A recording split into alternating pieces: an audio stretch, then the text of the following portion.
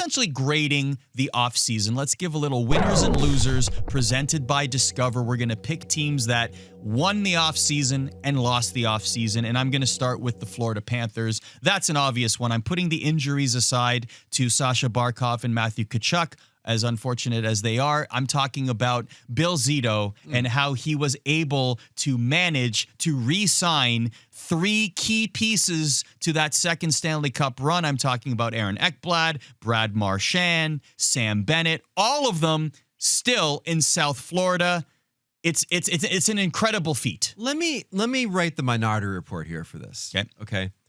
I think one of the things that makes the Panthers special is the way that they can import players into their system, and those players become the new starving for a championship players. Like, I think having Nate Schmidt, having Seth Jones last year was very beneficial. So I love that they kept the band together, but I do wonder whether or not it's good to have, a new bass player who wants to hit the notes better than the previous guy. I think having some new guys to be hungry for a cup can be beneficial. We'll see how that shakes out with them basically running it back with the same group. So you're saying, like, you know what, Jason Newsted, you're out of Metallica. We're bringing in Robert Trujillo instead. Yeah. Need the hungry bassist. I'm just saying it's good to have somebody in there. Listen, I covered the Panthers a ton last season. It definitely benefited to have some people whose names weren't on the cup in the previous incarnation of the Panthers, nor on the cup in some cases at all. Yeah. So I guess in some cases, like Brad Marchand, et cetera, has now won it twice, but I wonder if that's going to continue to the way he played was, I haven't won that cup in a long time, buddy. Epic. Yeah. Epic. Exactly. One of the great trade deadline acquisitions in all of NHL history. Maybe the best. Who knows? Loser. The Los Angeles Kings, who are also a team that hasn't won a cup in a minute.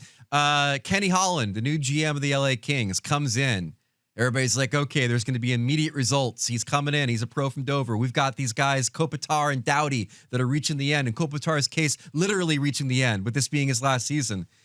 And their offseason is losing Garikoff to the Rangers, trading Jordan Spence, and then signing Cody Ceci and Brian Dumoulin and Corey Perry, amongst others. It was not the spectacular blockbuster offseason that Kings fans may have been expecting. So you do wonder what the Kings are going to ultimately do this year, considering they can't get past the Edmonton Oilers in the first round. Not the most inspiring offseason, but we'll see how it plays out. Well, if you believe in history and juju, Corey Perry will propel them to the Cup final. Winner. So you had this team as your number one, could very well win the Stanley Cup in our previous episode, which you can find in the archives, the Carolina Hurricanes. They add Keandre Miller. They add Nick Ehlers to an already, Keandre Miller specifically, to an already stacked defense. Jacob Slavin and company among the best defenses in the league. Now they add Keandre Miller. They add Nick Ehlers for good depth as well.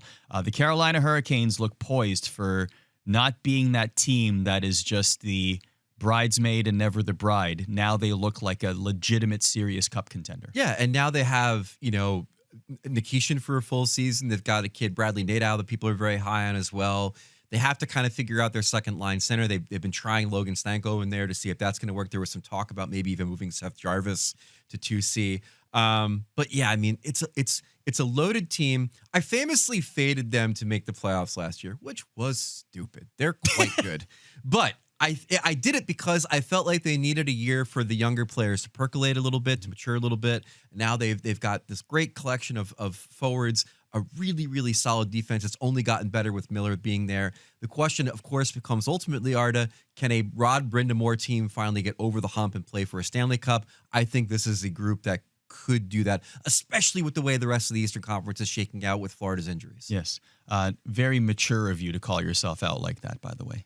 I mean, I'm not someone who's going to run away from his mistakes. They're all available in print all the time. Yeah. I can't jump into the story and edit it, even though I've tried to do that so many times to just change the pick. Look at me, I picked it correctly, but I don't have those rights in the ESPN editorial system, unfortunately. I'll give you another loser, the Nashville Predators. Now, listen, they were the loser of the offseason, with hindsight being 2020 last year. They made the biggest splash. They made some fantastic signings. It did not work out for them. They took a different approach this year. They got the likes of Nick Perbix and Nick Hague and Eric Holla. Like they took a different approach, adding depth pieces this year. But to me, until that ship gets righted, they're going to be in the losers column because they have a lot to prove after last year. They do. I'm hoping that, UC Soros kind of becomes UC Soros again. And, a lot of the guys who really struggle to find their footing early with the Predators end up finding it, and they're a more relevant team. But yeah, they're a team that's kind of, you're wondering whether it's just going to be the bottom falls out and all of a sudden, Marchessault is someplace else and Soros is someplace else and maybe even Roman Josi someplace else. Winner for me, finally, has got to be the Vegas Golden Knights. Now, granted, it's with the caveat that their best defenseman, Alex Pietrangelo, maybe has probably played his last game in the National Hockey League because of his hip injuries, and they've got to figure out a way to replace that on their blue line. But up front, they landed the big fish, man. They threw the hooks in the water, and they landed the big fish. Mitch Marner is a member of the Vegas Golden Knights, expected to play up on the top line with Jack Eichel. And this is, again, his reputation kind of took a hit in Toronto because of the whole couldn't perform in the playoffs thing. I think that's more of a Toronto problem than it is a Mitch Marner problem, if I'm being honest. I think he'll thrive in the desert.